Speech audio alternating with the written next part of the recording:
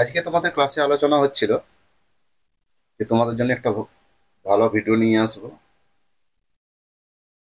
কে কোন বাদ্যযন্ত্রের সাথে যুক্ত বা বাজাতেন সেগুলো আমরা একটু লিস্ট দেখে নেবো, বিভিন্ন পরীক্ষায় এসছে দেখো।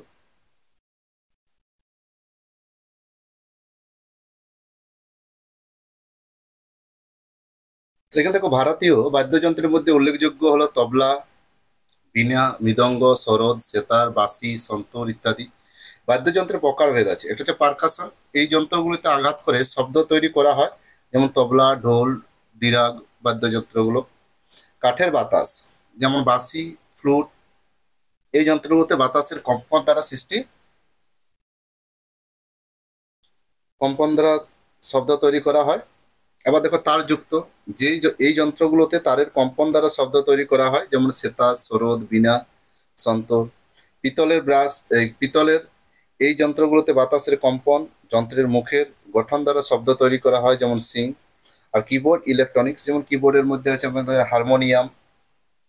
এরপর এক এক করে আলোচনা করা যাক কে কোন বাদ্যযন্ত্রের সাথে যুক্ত। তবলা, আমির খসরু আবিষ্কার করেছিলেন।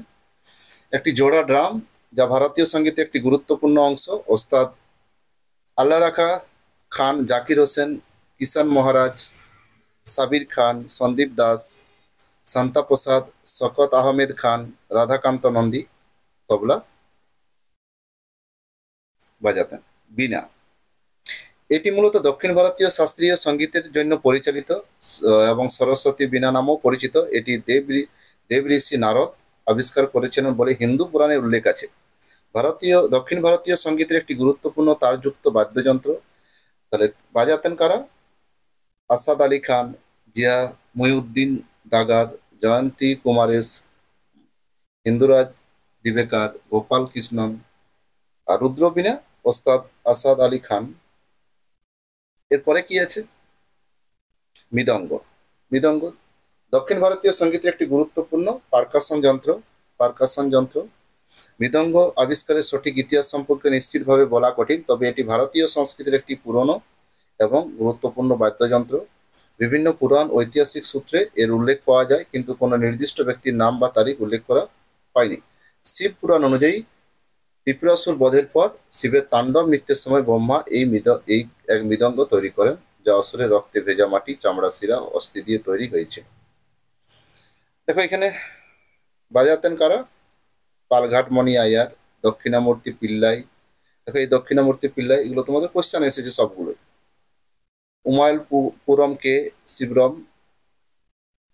তারপরে দেখো মৃদঙ্গের পরে সেতার।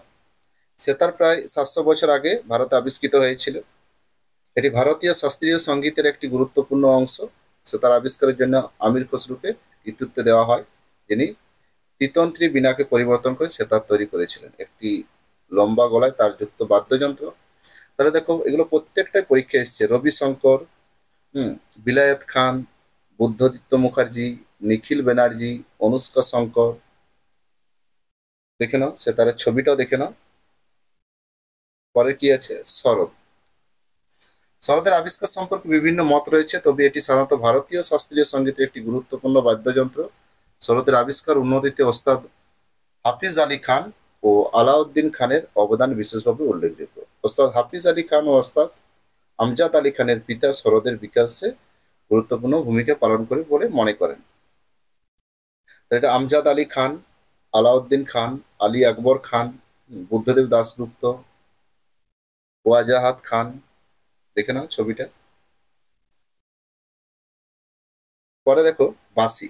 বাঁশির বিভিন্ন ভাগ আছে প্রাচীন যুগে, তাই তো।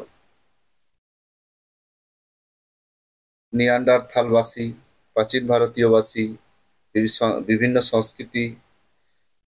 বাঁশির বিভিন্ন ভাগ আছে। তাহলে এখানে দেখো হরিপ্রসাদ চৌরাসিয়া অনেকবার এসছে, পাল পান্নালাল ঘোষ অনেকবার এসছে, এন লীলা রাজেন্দ্র প্রসাদ, ভি কুঞ্জামানি টি আর মহালিঙ্গম, এদের মধ্যে অনেকে বিখ্যাত বাঁশি বাদক ছিলেন।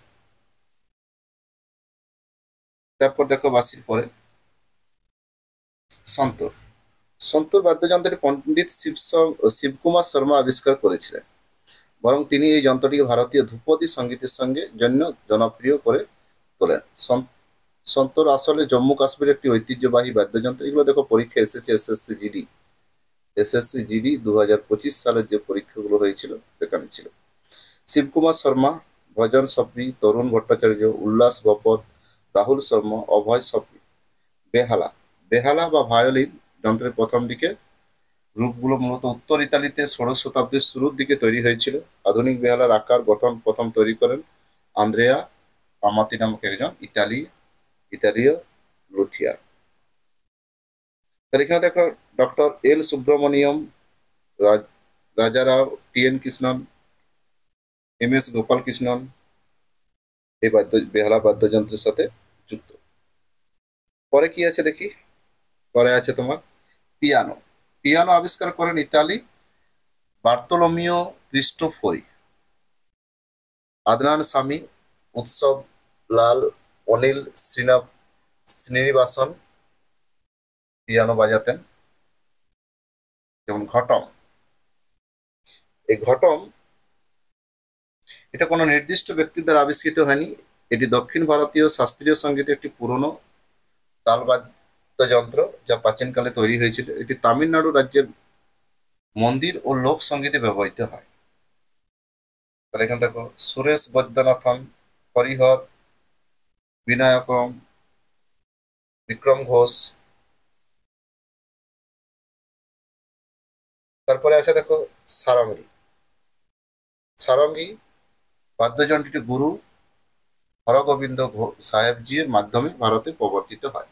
তিনি ছিলেন শিখ ধর্মের ষষ্ঠ গুরু। ওস্তাদ শাকুর খান, ওস্তাদ সুলতান খান, রমেশ মিশ্র, পণ্ডিত রামনারায়ণ সাবরি খান। কাঞ্জিরা, কাঞ্জিরা দেখো, দেখে নাও। কাঞ্জিরাট বাদ্যযন্ত্রে দক্ষিণ ভারতীয় বাদ্যযন্ত্র। এটি কর্ণাটকী সঙ্গীতের একটি গুরুত্বপূর্ণ অংশ। পুদুকোট্টায় দক্ষিণামূর্তি পিল্লাই এই বাদ্যযন্ত্রের বিভিন্ন শৈলী এবং বাজানোর কৌশল তিনি তৈরি করেছিলেন। এটাও দেখো তোমাদের এসএসসি জিডিতে এসেছিল। আর আজকে বললাম এনটিপিসির কোশ্চেনে